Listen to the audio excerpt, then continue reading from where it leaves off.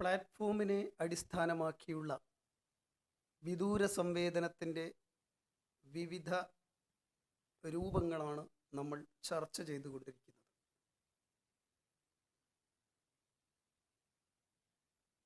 പ്ലാറ്റ്ഫോമിനെ അടിസ്ഥാനമാക്കി വിദൂര സംവേദനത്തെ മൂന്നായി തരംതിരിച്ചിട്ടുണ്ട്. ഭൂതല ഛായാഗ്രഹണം, ആകാശീയ വിദൂര സംവേദനം, ഉപഗ്രഹ വിദൂര സംവേദനം. ഇതിലെ മൂന്നാമത്തെ വിഭാഗമാണ് നമ്മളിനി മനസ്സിലാക്കാൻ പോകുന്നത്. കൃത്രിമ ഉപഗ്രഹങ്ങളിൽ ഘടിപ്പിച്ചിരിക്കുന്ന സെൻസറുകൾ അഥവാ സംവേദകങ്ങൾ. സംവേദകം എന്ന് പറഞ്ഞാൽ ഈ ഡാറ്റാസ് കളക്ട് ചെയ്യാൻ വേണ്ടി നമ്മൾ ഉപയോഗിക്കുന്ന ക്യാമറയോ സ്കാനറോ ആണ് സംവേദകം. അങ്ങനെ കൃത്രിമ ഉപഗ്രഹങ്ങളിൽ ഘടിപ്പിച്ചിരിക്കുന്ന സെൻസറുകൾ വഴി വിവരശേഖരണം നടത്തുന്ന പ്രക്രിയയാണ് ഉപഗ്രഹ വിദൂര സംവേദനം. കൃത്രിമ ഉപഗ്രഹങ്ങളെ ഭൂസ്ഥിര ഉപഗ്രഹങ്ങളെന്നും സൗരസ്ഥിര ഉപഗ്രഹങ്ങളെന്നും രണ്ടായി തരംതിരിക്കാം. അപ്പോൾ ഉപഗ്രഹ വിദൂര സംവേദനം നടത്താൻ ഉപയോഗിക്കുന്ന ഉപഗ്രഹങ്ങൾ രണ്ട് വിധത്തിലാണ്: ഭൂസ്ഥിര ഉപഗ്രഹങ്ങളും സൗരസ്ഥിര ഉപഗ്രഹങ്ങളും. അവയെ നമുക്ക് താരതമ്യം ചെയ്ത് അവയുടെ പ്രത്യേകതകൾ മനസ്സിലാക്കാം. സ്ക്രീനിൽ ശ്രദ്ധിക്കുക.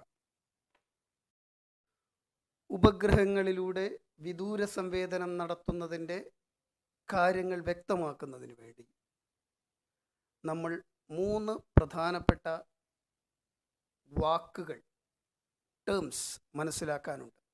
ഒന്ന് സ്പെക്ട്രൽ സിഗ്നേച്ചർ എന്ന് പറയും. നേരത്തെ നമ്മൾ പറഞ്ഞു, ഉപഗ്രഹ വിദൂര സംവേദനം നടത്തുന്നത് വസ്തുക്കൾ പ്രതിഫലിപ്പിക്കുന്ന വൈദ്യുത കാന്തിക വികിരണത്തെ സംവേദകങ്ങൾ പകർത്തുന്നതിലൂടെയാണ്. ഭൗമോപരിതലത്തിലെ ഓരോ വസ്തുവും വൈദ്യുത കാന്തിക വികിരണങ്ങളെ പ്രതിഫലിപ്പിക്കുന്നത് വ്യത്യസ്ത അളവിലാണ്.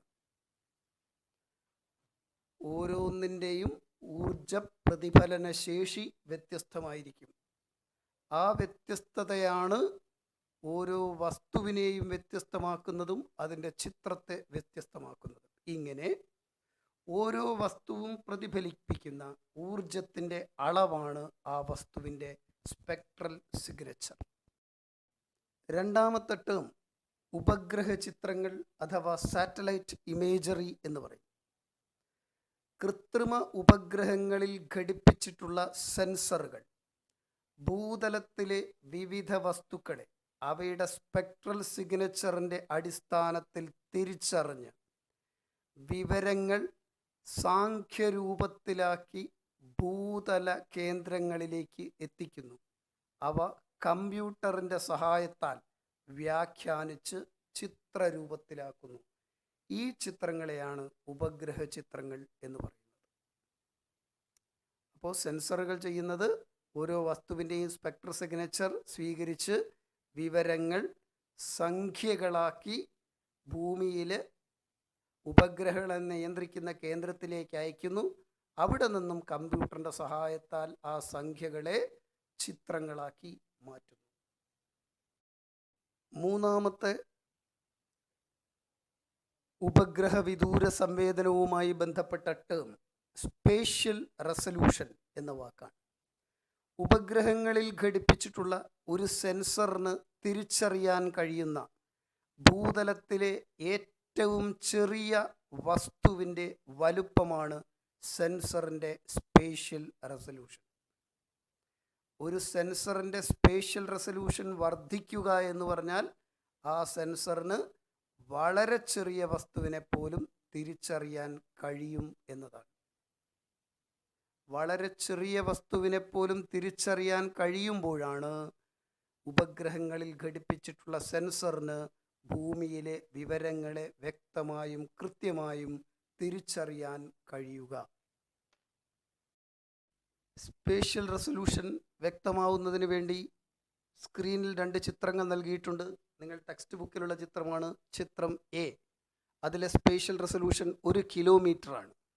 ചിത്രം ബി സ്പേഷ്യൽ റെസൊല്യൂഷൻ 1 മീറ്ററാണ്. അതായത് എ എന്ന് പറയുന്ന ചിത്രം പകർത്തിയ ഉപഗ്രഹത്തിലെ സെൻസറിന് 1 കിലോമീറ്റർ ചുറ്റളവുള്ള സ്ഥലങ്ങളെ വ്യക്തമായി മനസ്സിലാക്കാൻ കഴിയുകയുള്ളൂ. എന്നാൽ ബി എന്ന ചിത്രം നൽകിയിരിക്കുന്ന ഉപഗ്രഹത്തിലെ സെൻസറിന് 1 മീറ്റർ നീളവും വീതിയുമുള്ള സ്ഥലം വ്യക്തമായി കിട്ടും. അതുകൊണ്ട് ഒരേ സ്ഥലത്തിൻ്റെ 2 ചിത്രമാണ് നൽകിയതെങ്കിലും ബി എന്ന് പറയുന്ന ചിത്രം കൂടുതൽ വ്യക്തവും കൃത്യവും ആവുന്നു. സ്പേഷ്യൽ റെസൊല്യൂഷൻ വർദ്ധിക്കുമ്പോൾ ചിത്രത്തിൻ്റെ വ്യക്തതയും കൃത്യതയും വർദ്ധിക്കുന്നു. ആധുനിക കാലത്ത് സ്പേഷ്യൽ റെസൊല്യൂഷൻ കൂടുതൽ മികച്ചതാക്കി മാറ്റുന്നതിനുള്ള ശാസ്ത്ര സാങ്കേതിക വിദ്യകൾ പ്രയോഗത്തിൽ വരുത്തിയിട്ടുണ്ട്. അത് സംബന്ധിക്കുന്ന ഒരു ടേബിളാണ് നിങ്ങൾ ഇപ്പോൾ സ്ക്രീനിൽ കാണുന്നത്. ശ്രദ്ധിച്ചു നോക്കുക. ഇനി നമ്മൾ മനസ്സിലാക്കാൻ പോകുന്നത് ഈ വിദൂര സംവേദന സാങ്കേതിക വിദ്യയുടെ പ്രയോജനങ്ങൾ എന്തെല്ലാമെന്നാണ്. അപ്പോൾ ആകാശീയ വിദൂര സംവേദനമായാലും ഉപഗ്രഹ വിദൂര സംവേദനമായാലും ഇത്തരം സാങ്കേതിക വിദ്യകളുടെ പ്രയോജനങ്ങൾ എന്തെല്ലാം? സ്ക്രീനിൽ ശ്രദ്ധിക്കുക. 1, 2, 3 എന്ന് കൊടുത്തിട്ടുണ്ട്. ശ്രദ്ധിച്ച് വായിച്ച് മനസ്സിലാക്കുക. വിദൂര സാങ്കേതിക വിദ്യയിലൂടെ ലഭ്യമായ വിവരങ്ങളെ, ഭൂവിവരങ്ങളെ വിശകലനം ചെയ്ത് ഭൂപടങ്ങൾ, പട്ടികകൾ, ഗ്രാഫുകൾ നമുക്ക് ആവശ്യമുള്ള വിധത്തിലുള്ള വിവര ശേഖരണങ്ങളാക്കി ശാസ്ത്രീയമായി മാറ്റിയെടുക്കാൻ കഴിയും. അത്തരം ഒരു സാങ്കേതിക വിദ്യയാണ് നമ്മൾ ഇനി പരിചയപ്പെടാൻ പോകുന്നത്. അത് ഭൂവിവര വ്യവസ്ഥ എന്ന് അറിയപ്പെടുന്ന കമ്പ്യൂട്ടർ അധിഷ്ഠിത സാങ്കേതിക വിദ്യയാണ്. ഭൂവിവര വ്യവസ്ഥ ഒരു കമ്പ്യൂട്ടർ അധിഷ്ഠിത സോഫ്റ്റ്വെയറാണ്. ഭൂപടങ്ങൾ, ആകാശീയ ചിത്രങ്ങൾ, ഉപഗ്രഹ ചിത്രങ്ങൾ, പട്ടികകൾ, സർവേകൾ തുടങ്ങിയ വിവര സ്രോതസ്സുകളിൽ നിന്നും ശേഖരിക്കുന്ന വിവരങ്ങൾ ഭൂവിവര വ്യവസ്ഥ സോഫ്റ്റ്വെയർ ഉപയോഗിച്ച് കമ്പ്യൂട്ടറിൽ എത്തിക്കുകയും അവയെ ഭൂപടങ്ങളാക്കുകയോ പട്ടികകളാക്കുകയോ ഗ്രാഫുകളാക്കുകയോ ചെയ്ത് കൂടുതൽ വിശകലനം ചെയ്യാനുള്ള കമ്പ്യൂട്ടർ അധിഷ്ഠിത സോഫ്റ്റ്വെയറാണ് ഭൂവിവര വ്യവസ്ഥ. അതിൻ്റെ പ്രവർത്തനം എങ്ങനെയാണെന്ന് ഒരു ചിത്രീകരണത്തിലൂടെ നിങ്ങൾക്ക് കാണാം. സ്ക്രീനിൽ ശ്രദ്ധിക്കുക. 2 തരം വിവരങ്ങളെ ആധാരമാക്കിയാണ് ഭൂവിവര വ്യവസ്ഥയിലെ എല്ലാ വിശകലനങ്ങളും നിർവഹിക്കുന്നത്. ഭൂമിയിൽ നിന്ന് ലഭ്യമായ വിവരങ്ങളുടെ 2 തരം ഗുണങ്ങൾ അല്ലെങ്കിൽ 2 തരം വിവരങ്ങൾ. അവ ഏതൊക്കെയാണെന്നാണ് നമ്മൾ ഇനി പരിശോധിക്കുന്നത്. ഒന്ന്, സ്ഥാനീയ വിവരങ്ങൾ. അതായത് ലഭിച്ച വിവരത്തിൻ്റെ സ്ഥാനം. ഉദാഹരണമായി ഭൂതല വിവര വിദ്യയിൽ നിന്ന് നമുക്ക് ലഭിച്ചത് ഒരു സ്കൂൾ എന്ന വസ്തുവിൻ്റെ അല്ലെങ്കിൽ പ്രദേശത്തിൻ്റെ വിവരമാണെങ്കിൽ അതിൻ്റെ സ്ഥാനം ഭൗമോപരിതലത്തിലെ ഓരോ സവിശേഷതകൾക്കും അതിൻ്റെ സ്ഥാനമുണ്ടായിരിക്കും. അക്ഷാംശ, രേഖാംശ, സ്ഥാനം, അവയാണ് നമ്മൾ സ്ഥാനീയ വിവരങ്ങൾ എന്ന് പറയുന്നത്. ഭൗമോപരിതലത്തിലെ ഓരോ സവിശേഷതകൾക്കുമുള്ള നിയതമായ അക്ഷാംശ, രേഖാംശ സ്ഥാനങ്ങളെ അവയുടെ സ്ഥാനീയ വിവരം എന്ന് പറയുന്നു. രണ്ടാമത്തെ ഘടകം വിശേഷണങ്ങൾ. സ്ഥാനം കൂടാതെ അവയ്ക്കുള്ള മറ്റു വിശേഷണങ്ങൾ, അധിക വിവരങ്ങൾ എന്തൊക്കെയാണ് എന്നുള്ളതാണ് അടുത്തത്. ചാപ്പനങ്ങാടി ഹൈസ്കൂളിൻ്റെ സ്ഥാനീയ വിവരം എന്ന് പറഞ്ഞാൽ അത് എത്ര അക്ഷാംശ രേഖാംശ വ്യാപ്തിക്കുള്ളിലാണ്.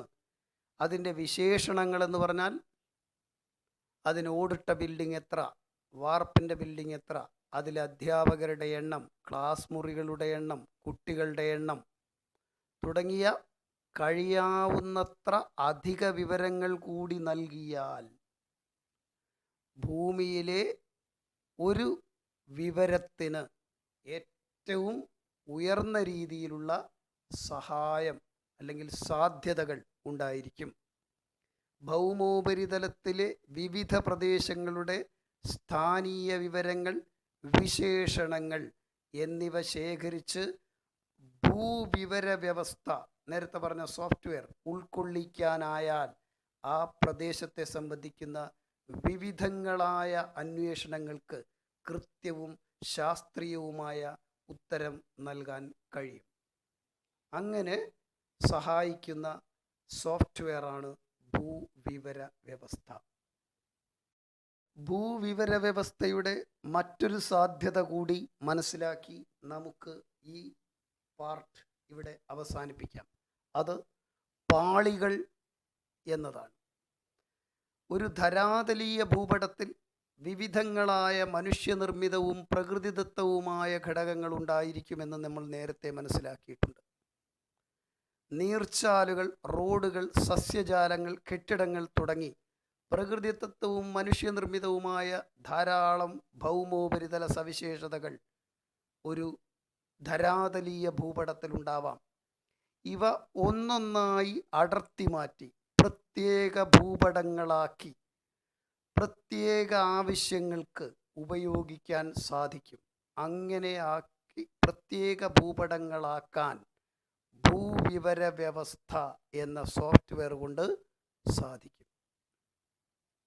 ഇങ്ങനെ തയ്യാറാക്കി കഴിഞ്ഞാൽ മറ്റ് ധാരാളം ആവശ്യങ്ങൾക്കും ഇത് ഉപയോഗിക്കാം.